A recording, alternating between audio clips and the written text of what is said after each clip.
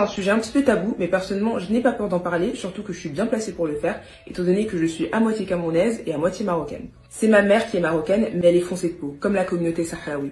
Et pendant toute sa jeunesse, elle a été victime de racisme, de colorisme. On disait que ses cheveux, c'était les cheveux hash, c'est-à-dire les cheveux crépus, mais dans un sens assez péjoratif.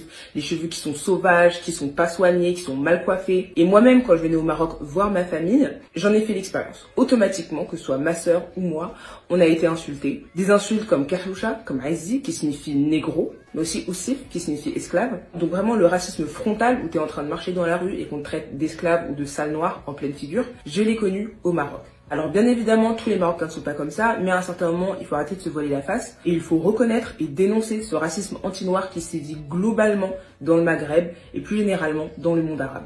Parce qu'il faut réaliser une chose, on parle souvent de la traite occidentale qui a duré près de 3 siècles, mais on oublie souvent de parler de la traite négrière dans le monde arabe qui, elle, a duré plus de 13 siècles. Je ne sais pas si vous étiez au courant, mais l'abolition de l'esclavage en Arabie Saoudite ne date que depuis 1962. Ça fait moins de 60 ans. Donc le fait que dans le monde arabe, t'entends souvent des gens désigner des noirs en disant Oussif, qui signifie esclave, ou Aizzi, qui signifie négro, en fait c'est pas un hasard. En Tunisie par exemple, il faut savoir que les Tunisiens noirs, descendants d'esclaves, portent encore sur leur pièce d'identité le nom Atig, qui signifie affranchi par. Ton nom de famille, ça peut être Atig Ali, donc par exemple affranchi par Ali. Je sais pas si vous vous rendez compte. Ce n'est que en 2020, après des années de procédure, qu'il y a eu le premier jugement favorable permettant à un Tunisien noir et toute sa famille d'enfin retirer le nom Atig de leur papier d'identité. C'est la fameuse affaire Hamden Dali. Je vous mettrai des liens d'articles dans la description.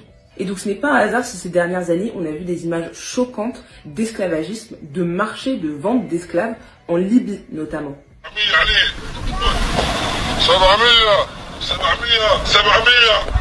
La journaliste Nima El Bagir, qui était donc tombée sur ces atrocités, avait bien dit que tout le monde autour était au courant. Je la cite, « Personne n'ignorait ce qui se passe sur cette partie de l'Afrique.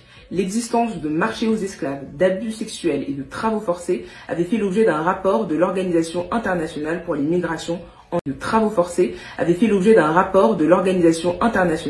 migrations en avril. Mais pourtant, personne ne fait rien. En parlant d'ailleurs de migrants et de réfugiés, je me souviens qu'en 2017, c'était la journée mondiale des réfugiés. Et en Algérie, quel était le hashtag qui était en top tweet? C'était le hashtag non aux Africains en Algérie. Ce qui est en plus un hashtag absolument idiot, étant donné que l'Algérie est en Afrique. Voilà, le Maghreb c'est en Afrique, l'Algérie c'est en Afrique, donc faire un hashtag non aux Africains en Algérie, ouais c'est vraiment débile. Mais plus sérieusement, il faut aussi rajouter que le gouvernement algérien a plusieurs fois été épinglé pour leur chasse aux migrants totalement illégale, où des militaires algériens prennent des migrants qu'ils ont capturés pour les jeter illégalement en plein milieu du Sahara. Là aussi, je vous mettrai les articles dans la légende.